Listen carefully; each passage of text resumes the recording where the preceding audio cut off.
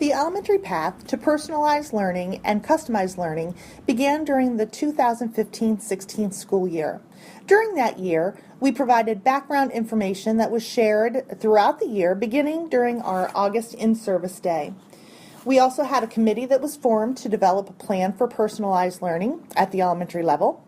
This committee built background. We read books, including the Making Learning Personal book by Barbara Bray and Kathleen McClaskey. We attended conferences. We met monthly with the whole goal of having a 5-year plan that would be implemented during the 2016-17 school year.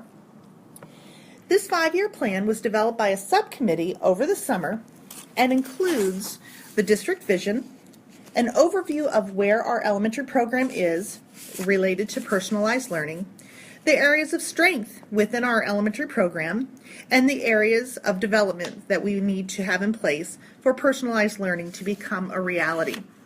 It was determined that there were 3 focus areas for subcommittee work during the 2016-17 school year and beyond. These 3 areas are planning for learning, instructional strategies, and scheduling, which would include time and place as related to personalized learning. In addition, the overall goal of our 5-year plan is to promote learner agency by creating authentic, meaningful, and engaging and deep learning experiences that prepare our learners to be successful scholars, producers, consumers, citizens, and leaders in the 21st century. After attending a workshop at the beginning of last summer, I decided to try flexible seating as a personalization strategy in my classroom this school year. Out went my student desk, and instead, the students used crate seats to store materials, sit on, and to write on. The students have wobbly stools, stability balls, and regular stools to sit on when working at the tables. During independent work, they choose from pillows and beanbag chairs to do their best learning. I have found that the students enjoy being able to move freely around the classroom and to have a voice and choice in their learning. Well, one of the ways we use personalization and customization in our classroom is that last year we got together as a 3rd grade team across the district, and we took the lessons from the everyday math curriculum and we created videos. We recorded ourselves teaching the lessons, and then we uploaded them into Google Classroom, which allows the students to also have their Google Classroom accounts, and they're able to go in and they are able to participate in each everyday math lesson at their own speed. So they are learning their math lessons every day, but it's more personalized because they can self-pace themselves. I like it because we can go at our own pace, and we can when we're done, we can just do our math boxes and just finish up.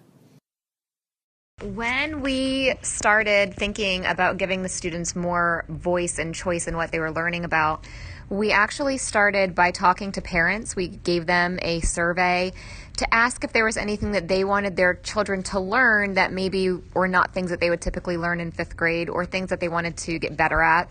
So we started with surveying them and then talking to them at conferences. And from there, we generated a list of different topics, pretty long, probably about 20 different things. And we also gave the students a blank line in case they had ideas for things they'd like to learn about.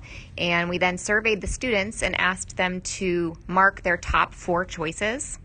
From there, we tried to give the students their first choice if possible, and they are in 3 different groups at this time based on, the most popularity. So they will be in those first exploratory groups for 6 weeks. The first 3 that we did were cursive writing, reader's theater, and then also a STEM group. So they're in those groups, and then after that, we're going to move into 2 different groups the next time.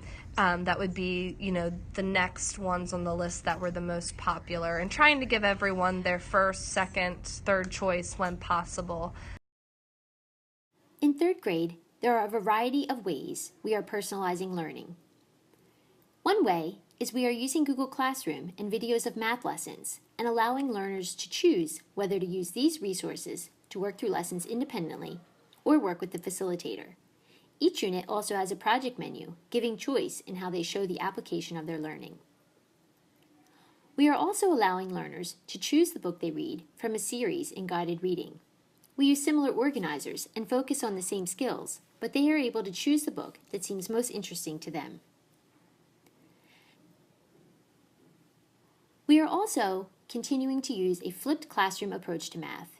In our classrooms, learners have the choice or are directed to a learning mode that helps them acquire the needed information best. Possible ways to learn could be traditional instruction with the facilitator, videos, Google Docs, and independent learning using the computer. The elementary level will continue to explore, look at curriculum, learn about its learning, look at scheduling, and develop community awareness about personalization.